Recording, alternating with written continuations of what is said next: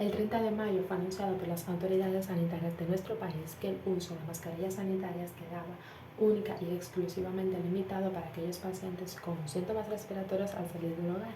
para aquellas personas que fueran a instituciones hospitalarias o instituciones de salud, tanto para consultas como por supuesto para ingresos hospitalarios,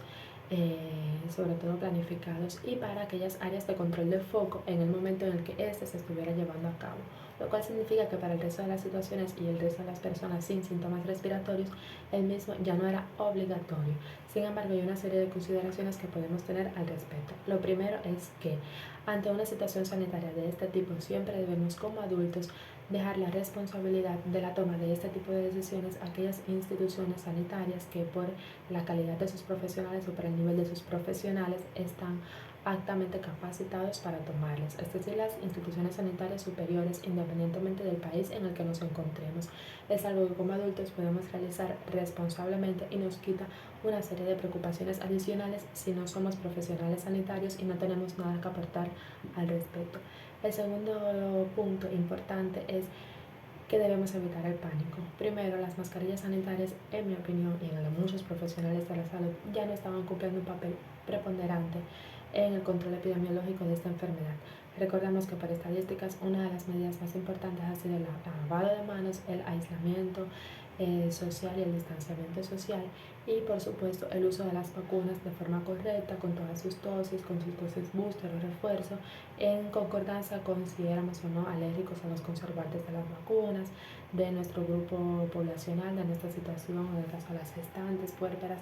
entre otras, y combinarlas con vacunas de otro tipo para los pacientes que están inmunocomprometidos, como por ejemplo la de la influenza. Una vez tomadas todas estas medidas, estas mascarillas ya no eran importantes. ¿Por qué? Porque estaban siendo mal utilizadas. En primer lugar, los materiales, las telas, los plásticos y otros materiales reciclados o del hogar o artesanales, como queramos llamarlos, no son útiles, nunca han sido útiles para este virus ni para otros, para los que estas mascarillas también nos van a proteger. En segundo lugar, la forma en la que estaban siendo utilizadas, mal colocadas por debajo de la nariz, por encima de la boca, en la barbilla, colocadas también en lugares que no eran sanitariamente aptos una vez que se dejaban de utilizar, y vueltas a posicionar en contacto con nuestras mucosas nasales, orales, y por último que se retiraban en aquellos espacios que eran de confianza, considerando estos espacios como aquellos en los que se encontraban personas cercanas a nosotros, como si esto tuviese algo que ver con la forma de transmisión de la enfermedad. Por lo tanto, si estaban siendo mal utilizadas, no eran útiles, e incluso en algunos lugares, sobre todo esos en los que se colocaban en lugares sucios y luego se volvían a colocar en la cara, eran fuente de infecciones de esta y de otros tipos. Ahora, debemos tener cierto sentido común para aquellas personas que sí lograron utilizarlas de forma correcta, para aquellas personas que tuvieron acceso o que tienen acceso a mascarillas adecuadas como las quirúrgicas, que tienen un menor por ciento, pero sí tienen un por ciento de protección superior al 60-70%, y sobre todo las de filtro tipo FFP2, N95, K92, las que ya hemos conocido. Estas sí deberían considerarse ante determinadas situaciones. Primero, recordar que un antecedente a esta medida es la decisión de poner una nueva dosis de refuerzo para aquellos pacientes que eran inmunocomprometidos o aquellos pacientes de alto riesgo. Aquí se encuentran embarazadas o puérperas, que son aquellas mujeres que acaban de dar a luz, los niños menores de 2 años, porque es una etapa inherentemente de inmunodeficiencia natural, pero inmunodeficiencia, y porque no tienen acceso todavía o porque no han sido vacunados,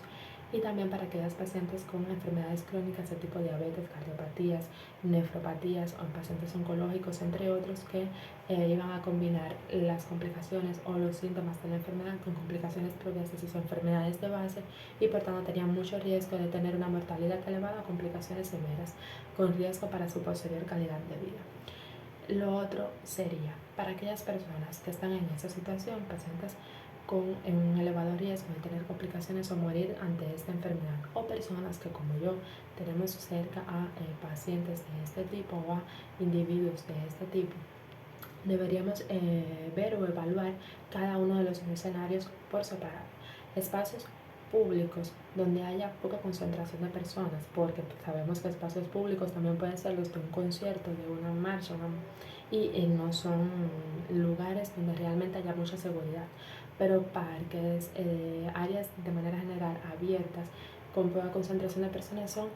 bastante seguras. Lo otro sería restaurantes, bares, cafeterías. Aquí más bien deberíamos tener en cuenta algo de sentido común. Si somos uno de esos pacientes, pues deberíamos considerar horarios, ubicaciones, capacidad que tengan esos lugares para mantener cierta distancia a pesar de que ya no sea obligatorio, y número de personas en el momento que vamos a acudir, y a partir de ahí determinar cuándo sí, cuándo no, a qué lugares sí y a qué lugares no, independientemente de la mascarilla, porque al final son lugares donde se consume sin las mismas. Los transportes públicos, sobre todo transportes abarrotados en nuestro país, deberían ser lugares donde para estas personas de riesgo se van a utilizar las mascarillas sanitarias, y recordar que ellas van a reducir el riesgo de muchas otras enfermedades diarreicas, otras enfermedades respiratorias y otros gérmenes, no solo los virus. Así que serían lugares a considerar. Y en el caso de las instituciones educacionales, hay que pensar que los niños han demostrado ser pacientes con una muy buena respuesta a los tratamientos y con baja aparición de complicaciones. Por lo tanto, si son niños que no tienen alguna de estas enfermedades,